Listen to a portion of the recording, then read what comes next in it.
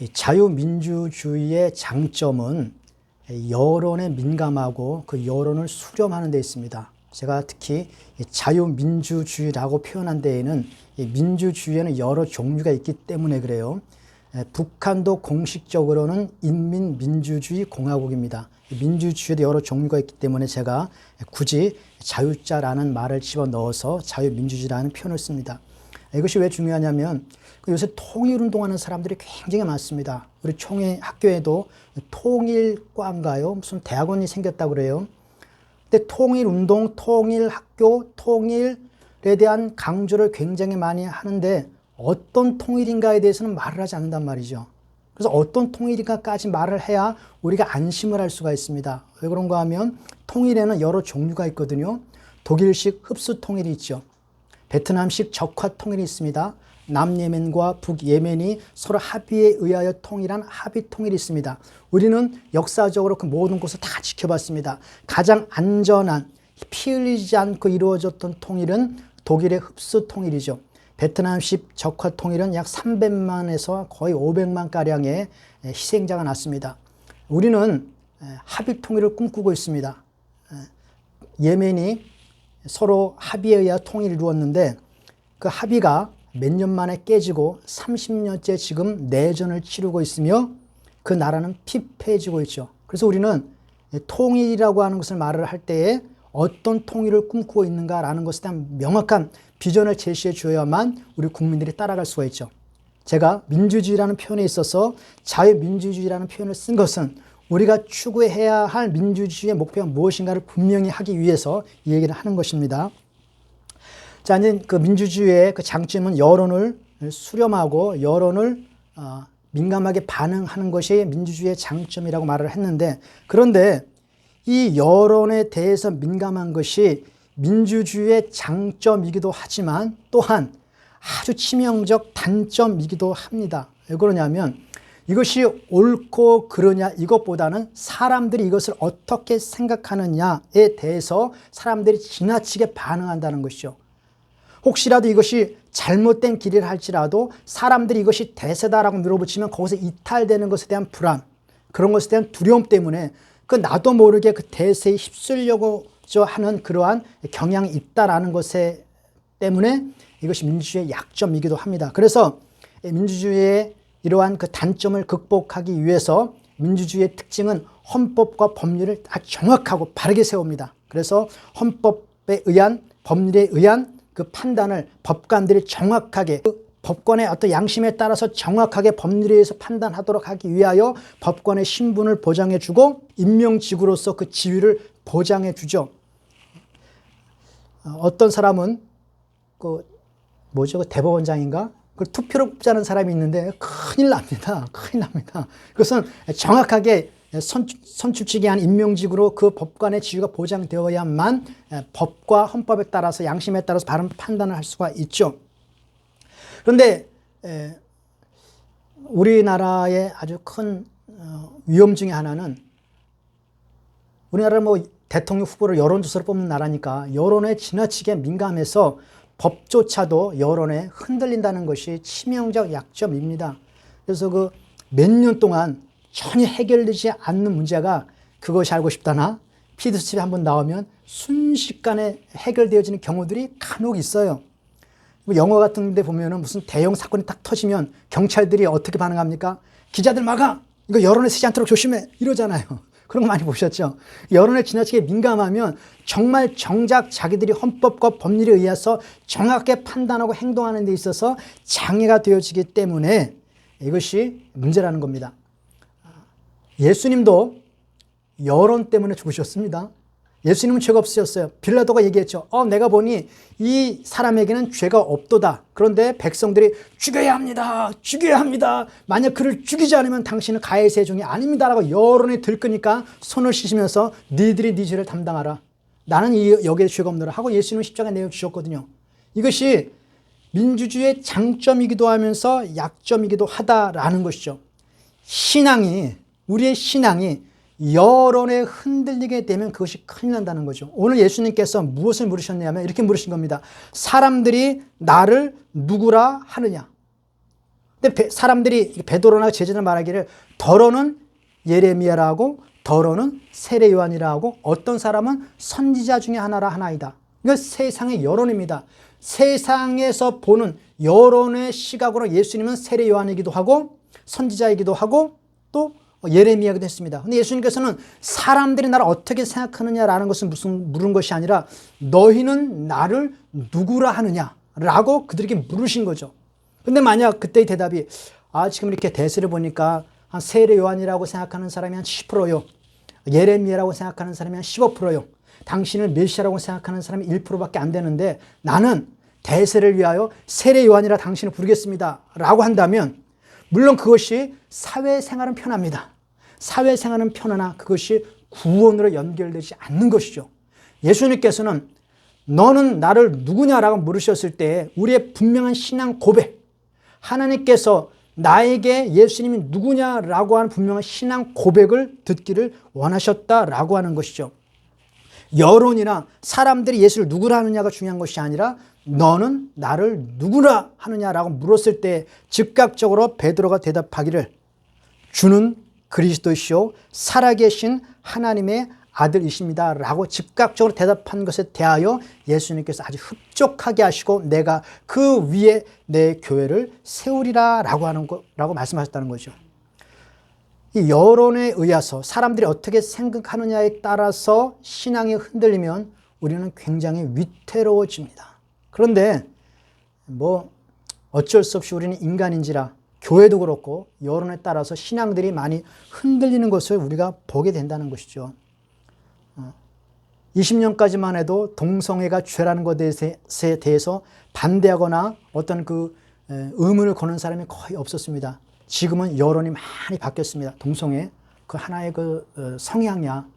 내 개인의 성적 선택에 의한 것이지라고 하는 어떤 여론이 형성이 많이 되어지니까 교회도 같이 흔들리기 시작하죠. 성경이 무엇을 말하느냐보다는 세상 사람들이 그것을 어떻게 생각하느냐. 우리 신앙이 대부분 그렇습니다. 낙태? 성경에서 무엇을 말하느냐라는 것보다는 지금 사람들이 어떻게 생각하고 있지? 기사나 여러 가지 세상의 어떤 동향이 어떻게 되는 것이 라는 것으로 흔들리기 시작하면 우리의 신앙 기초가 무너진다라는 것을 우리가 예수님의 질문을 통해서도 우리가 발견할 수가 있는 것이죠. 음란, 순결, 음주, 가무, 예배 이 모든 것은 성경이 우리에게 무엇을 말하느냐라는 것에 우리가 확신과 기초를 두어야지 사람들이 그것을 어떻게 생각하는가. 여기에 우리 기초를 두게 되면 우리는 올무에 빠지게 된다. 그건 잠언에서 분명히 우리에게 말씀해주고 있습니다. 사람을 두려워하는 자, 여론의 동향을 두려워하면 우리는 올무에 빠지게 된다라고 성경이 경고를 해주고 있죠. 우리가 세상에서 빛과 소금이 된다라는 말을 하죠. 이 세상에서 빛과 소금이 되는 문제와 우리가 여론을 두려워하는 것하고는 전혀 차원이 다른 문제입니다. 우리가 성경적 기초 위에 우리의 발을 분명히 세우고 나서 빛과 소금의 역할을 감당하는 것이죠. 그런데 그것이 때로는 세상의 여러 가지 흐름과 맞지 않으면 우리는 핍박을 당하게 되어 있습니다. 그래서 성경 분명히 말하기를 예수 그리스도를 경건하게 섬기고자 하는 자는 핍박을 당연히 받을 수밖에 없다라고 우리들에게 말씀해주고 있는 것이죠. 사도 바울이 복음을 전했을 때에 항상 핍박이 따라왔습니다.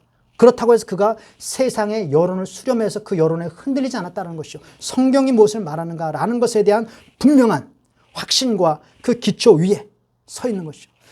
저는 가끔 가다가 주변에서 저에게 여러 가지 얘기를 하는 사람 중에서 너희는 좌로나 우로나 치우치지 말라라고 하는 말씀을 어떻게 생각하냐면 이쪽도 가지 말고 이쪽도 가지 말고 가운데 길 중용을 취하라라는 말로 사람들이 착각을 해요. 그 말은 절대 그런 말이 아니거든요. 좌로나 우로나 치우치지 말고 너는 말씀의 정로를 가라라고 말씀했을 때에 우리의 말씀 위에 우리의 기초를 딱 세우고 흔들리지 말라라는 의미거든요. 그것이 이쪽도 아니고 저쪽도 아니고 중용을 취하라는 말이 아닌데 그것을 중용을 취하라는 말로 사람이 착각한단 말이죠. 전혀 그렇지 않습니다. 말씀이 우리 발걸음을 든든히 세우고 흔들리지 말라는 뜻이거든요.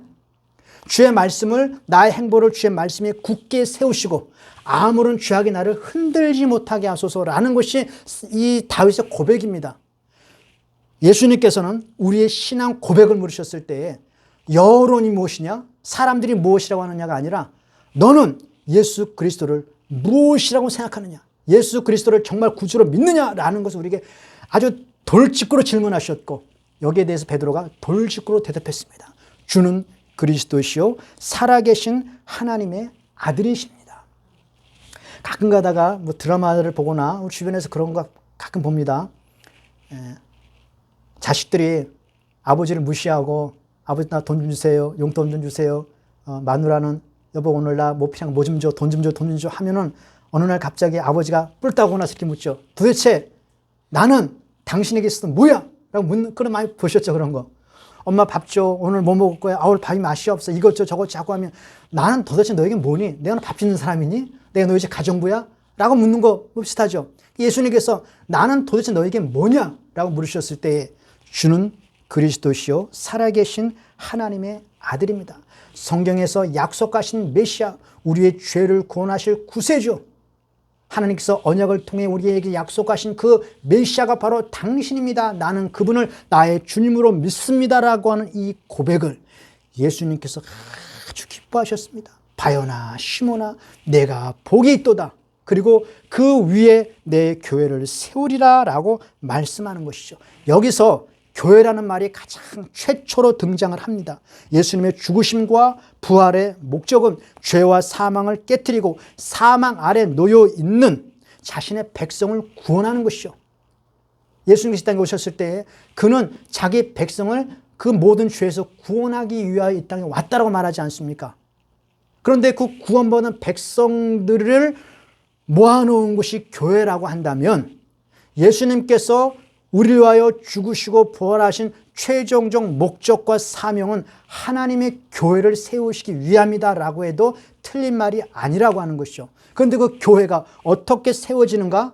주는 그리스도시요 살아계신 하나님의 아들이십니다. 이 고백을 했을 경우에 말할 수 없는 핍박도 찾아올 수가 있고, 이 고백을 했을 경우에 사회에서 왕따 당할 수도 있지만, 그럼에도 불구하고 이것은 분명한 사실이기에 나는 그 예수를 믿습니다라고 하는 이 고백 위에 하나님의 교회는 세워지는 것이죠.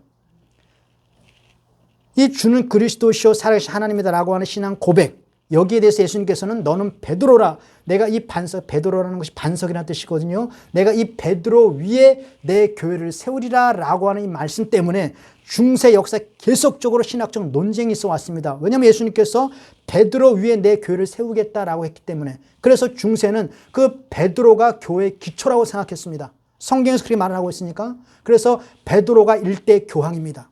그리고 교황의 뒤를 잇는 2대 교황, 3대 교황, 4대 교황이 교회의 기초가 되는 것이죠. 그래서 교회의 기초가 된 그 교황이 천국의 권세까지 가졌습니다. 이 사람이 천국 가느냐 지옥 가느냐의 권세를 누가 가졌는가? 교황이 가진 것이죠. 왜냐하면 예수님께서 천국 열쇠를 그 베드로에게 주셨다고 말씀하셨으니까.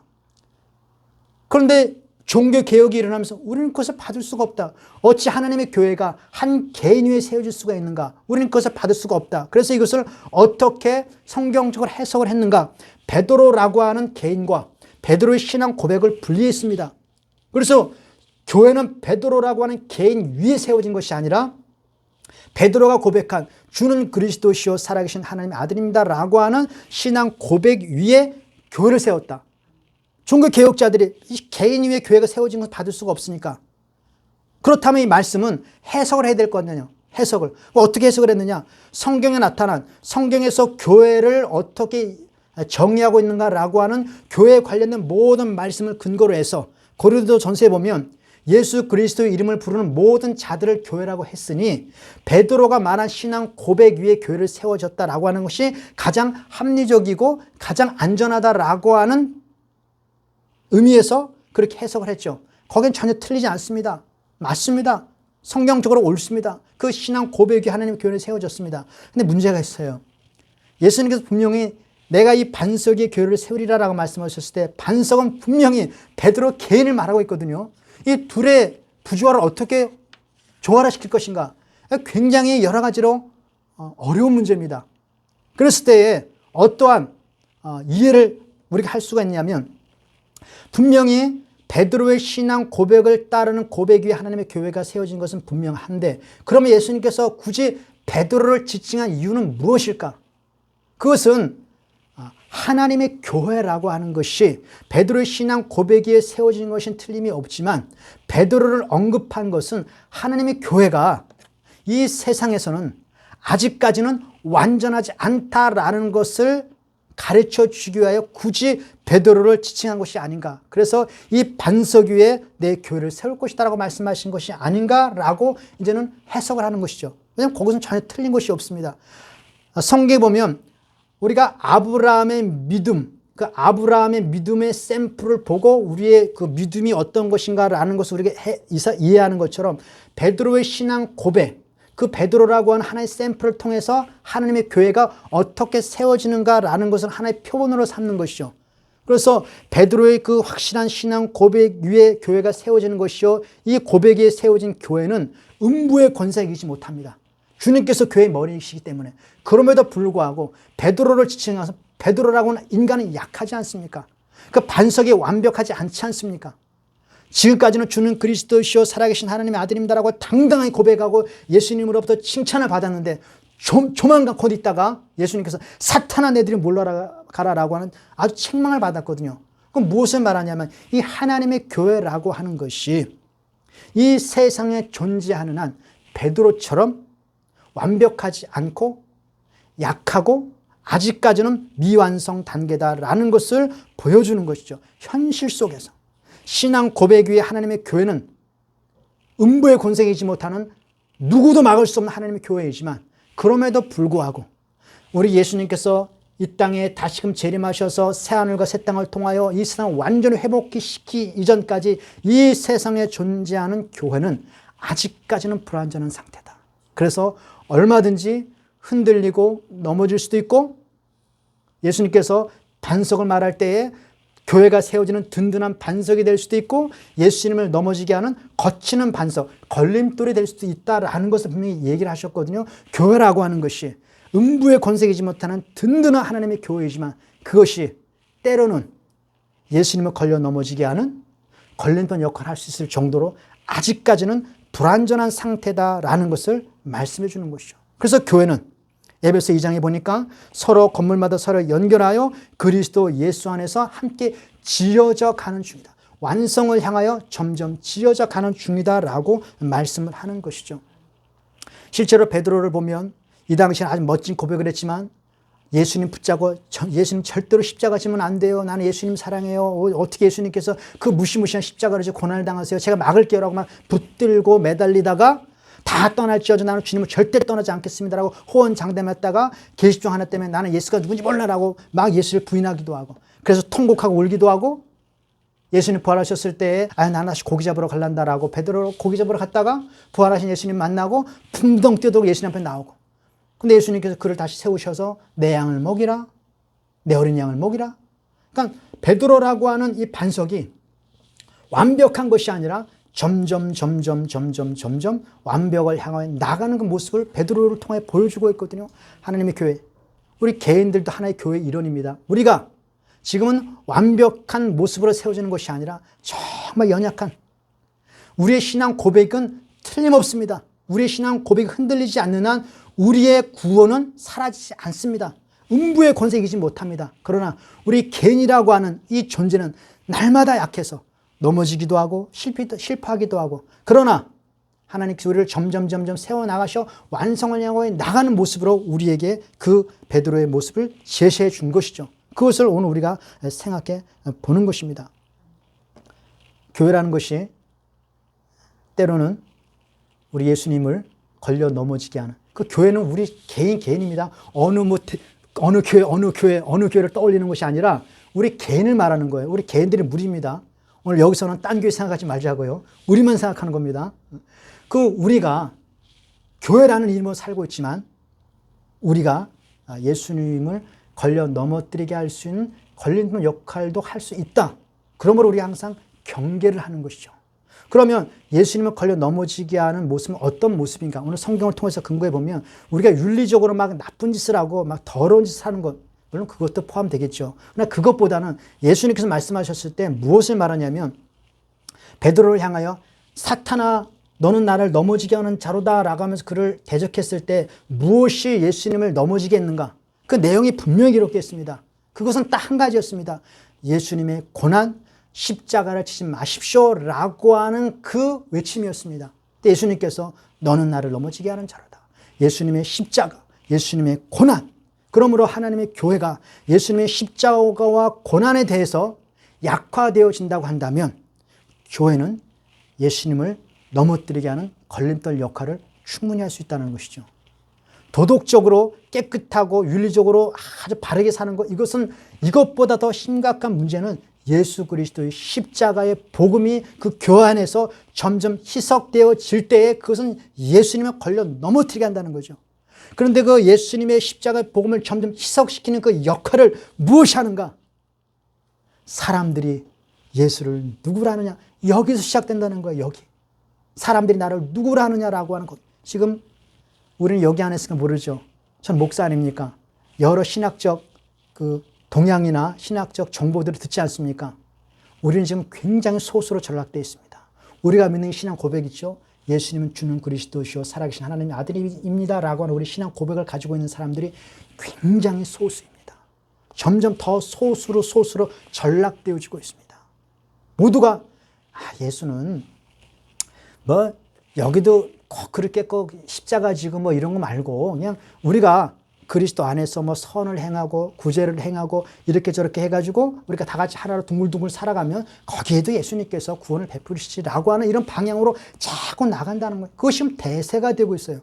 근데 사람들이 자꾸 대세를 따라간다고요. 우리는 비록 대세에 치지 못하고 세상에서는 단 1%밖에 속하지 않는 소옷에 속한다 할지라도 성경이 우리에게 그것을 말하면 우리는 그 믿음의 자리에 서야 한다라고 하는 것이죠.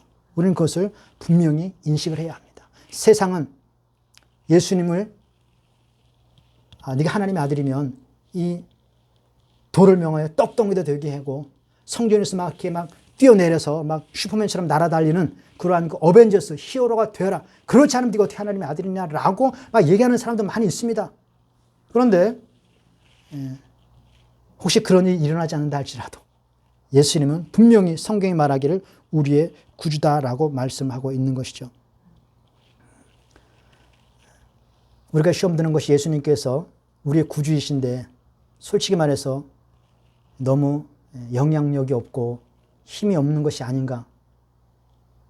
아이언맨만도 못하고 헐크만도 못하고 예수님이 좀 그러지 않나라는 것에 대한 시험이 있습니다.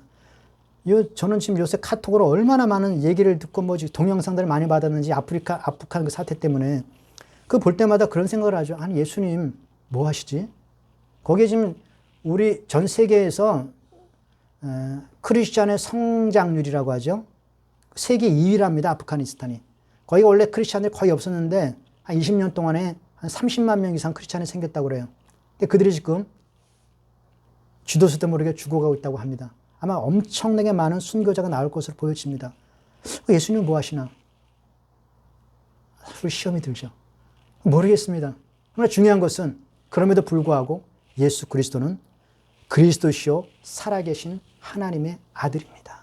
그 아프가니스탄에서 수없이 죽어가는 그 크리스찬들을 보면서 예수님이 정말 하나님의 아들인가? 라고 반문할 사람들이 굉장히 많을 겁니다. 아마 시험 들어서 배도하는 사람도 많이 생길 겁니다. 우리도 그랬으니까. 초대교회 때 다 그랬어요. 핍박이 일어나면 교회는 확실히 축소하게 되어집니다. 아니, 사람이 지금 내가 아파 죽겠는데 어떻게 그 유혹을 쉽게 이기겠어요? 그 고난을. 그럼에도 불구하고 우리는 항상 생각해야 합니다. 주는 그리스도시요 살아계신 하나님의 아들이십니다. 제가 어저께 우리나라에서 굉장히 존경받는 목사님의 설교를 하나 들었는데 솔직히 좀 이렇게 시험이 들었습니다. 어떤 얘기냐면 영국의 선교사들이 영국 교회가 왜 이렇게 힘들게 되었는가라는 것을 반성하는 의미에서 자체적으로 조사를 했는데 영국 선교사들이 너무나 준비되지 않고 자격이 없는 그러한 선교사들을 파송한 것 때문에 오히려 제3세계에서 기독교가 약화되어지고 영국이 교회에 몰락가는 길을 맞게 되었다라는 분석을 했다는 거예요. 뭐 거기까지는 제가 뭐 반론을 제기하지 않습니다. 그런데 이 목사님이 뭐라고 말하냐면 한국에 왔던 선교사님들 가운데도 그런 사람이 많았다. 아이고 너 몰라요. 선교사들이 다 엉뚱한 사람들 많죠. 근데 굳이 그들 이 시점에서 왜 그 얘기를 꺼낼까? 지금 이 시국이 안 좋은 이 시국에 하필 그때 은퇴해가지고 지금 목회도 안 하시는 분이 왜 하필 그 얘기를 지금 이 시간에 꺼내? 우린 다 압니다. 여러분 교회사를 우리 공부하다 보면은요. 야, 정말 교회가 이게 교회냐 싶은 엉터리 같은 말도 안 되는 사건들이 무지기수로 많습니다. 그러나 우리가 그것을 조심하고 말을 하지 않는 이유는 혹시라도 하루 살리는 걸로 내고 약대를 삼키게 될까 봐. 이 자그마한 것 때문에 진짜 본질적인 예수 그리스도의 십자가의 복음이 혹시라도 훼손되어질까 봐 우리가 조심하는 것이죠. 우리가 한국에 왔던 선교사님들 가운데 엉터리들 많습니다. 그런데 왜 우리가 그것을 조심하고 우리가 이렇게 말을 조심하느냐면 한국에 와서 자신의 온 생애를 다 바쳐서 정말 헌신적으로 선교했던 선교사님들이 엄청나게 많았고 죽은 사람도 굉장히 많습니다. 그 사람들의 헌신과 수고가 혹시라도 누가 될까 봐 우리가 그런 것들을 대단히 조심하는 것이거든요. 몰라서가 아니라. 그런데 그 영향력이 큰 그 목사님이 와 하필이면 이 시점에서 그 얘기 들어보면 화가 나요. 선교사들이 왔던 행동들 얘기하는 거 보면 화가 나죠. 왜 이 시점에서 그 얘기를 하느냐. 나 같은 사람이야 유튜브에 설교 올려봤자 몇 명 보지도 않지만 그 사람들은 한번 설교 올리면 몇만 명, 뭐 십몇 명까지 보거든요. 그런 영향력 있는 사람이 왜 하필 이 시점에서 그 얘기를 할까? 좀 속상하더라고요. 어쨌든 간에 그럼에도 불구하고 선교사들이 무슨 짓을 했든지 우리 교회 안에 교인들 가운데 얼마나 못된 사람이 많든지 차지하고 그리스도는 우리의 구주십니다.